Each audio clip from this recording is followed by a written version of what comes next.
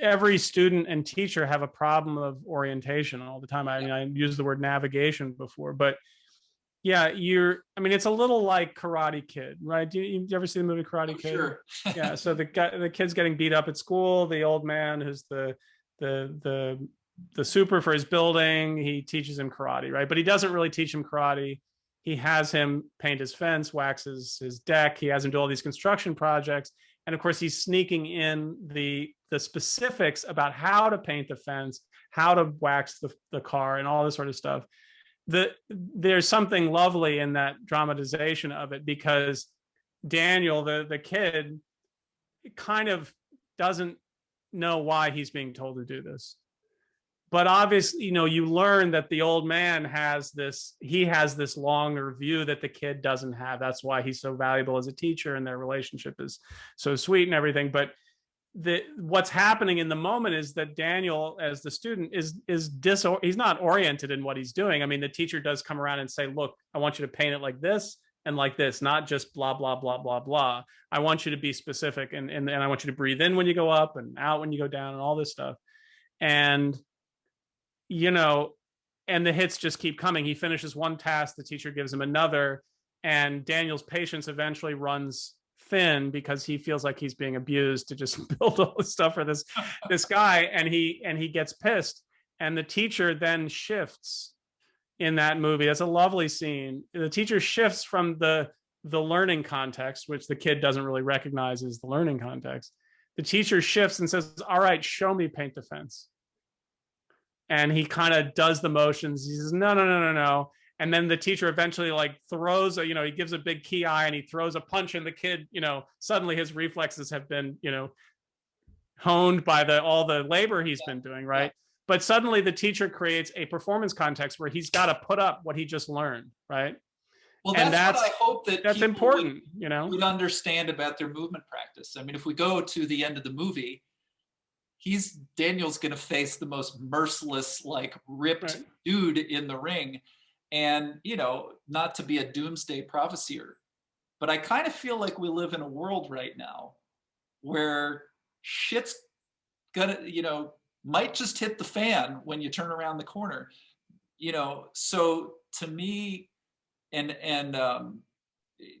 this, but one of the things that I've added to my personal practice repertoire over the last year is experimenting with the Wim Hof method, which, among other things, involves getting in an ice bath.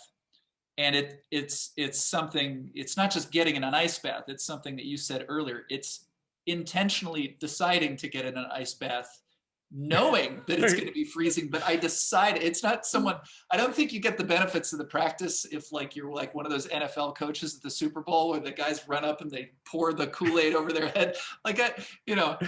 Although maybe you would respond better if you'd been in ice baths for the last month. But the point is that, life hits you in a context where you don't necessarily get to edit. You don't necessarily get, but it's all about your preparation. And I do think, our practice is for life. And just the last word I want to get in before you respond is, specifically, I think that even this stuff that might look soft and slow, like the Feldenkrais class where people are painting their feet, I think it's about resilience. I mean, maybe not for everyone, but I certainly see it for myself as part of what makes me resilient. When I'm in class, moving slowly, working with my attention, it's because I don't know what's going to happen to me when I walk out the front door. Mm-hmm. And I feel more available to, something we sometimes talk about in the context of movement, this idea of I'm ready to move in any direction at any time without preparation or hesitation. And that's, you can imagine, you say that about a basketball player, and we can all visualize what that means.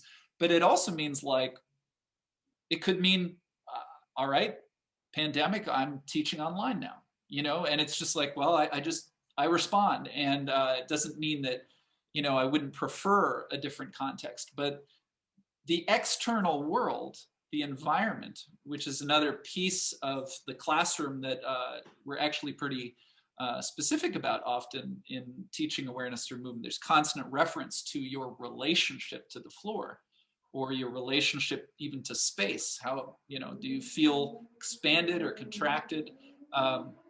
Just in the past couple of years, I discovered the incredible value of not just turning my head to the right, but understanding that I might have just moved towards the wall to the right of me. And that is a different thing.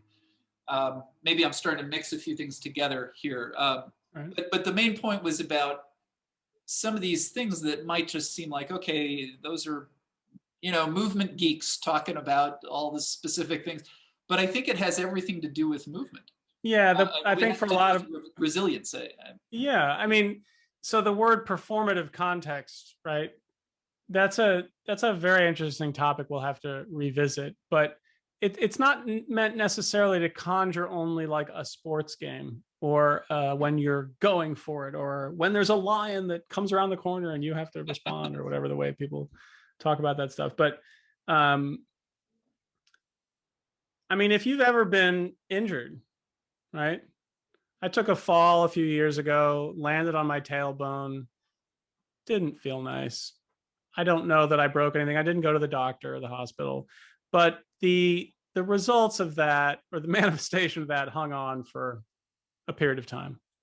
And there were days when I couldn't put my socks on standing up, or I couldn't put my pants on standing up because just bending over, it hurt so much.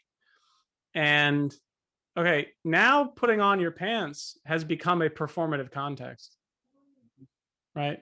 And if you only know one thing, that I put on my pants by getting my pants on, right? Which is the way most of us have that experience, right? And then suddenly you can't.